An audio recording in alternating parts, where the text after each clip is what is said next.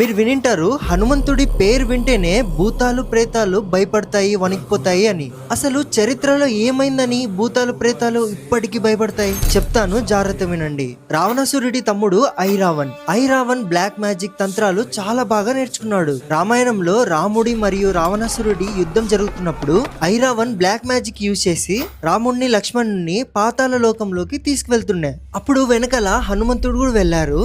ఐరావణ్ణి హనుమంతుడు ఎంత కొడుతున్నా ఇక్కడ చనిపోతున్నాడు, మళ్ళీ అక్కడ బతుకుతున్నాడు. హనుమంతుడికి అర్థమైతుంది ఇదేదో బ్లాక్ మ్యాజిక్ జరుగుతుంది నాతో అని. అప్పుడు తెలుసుకుంటాడు హనుమంతుడు 5 దిక్కుల్లో ఉన్న దీపాలు ఒకేసారి ఆర్పితే ఐరావణ్ణి చంపచ్చు అని. కానీ 5 దిక్కుల్లో ఉన్న 5 దీపాలు ఒకేసారి ఎలా ఆర్పాలి? అప్పుడే హనుమంతుడు రౌద్ర రూపాన్ని ధరిస్తారు, పంచముఖి హనుమాన్. ఆ రూపంతో 5 దిక్కుల్లో ఉన్న 5 దీపాలని ఒకేసారి ఆర్పి ఐరావణ్ణి చంపుతారు. ఆ రూపాన్ని చూసి 3 లోకాలే భయపడిపోతాయి. ఇంకా ప్రేతాలు దయ్యాలు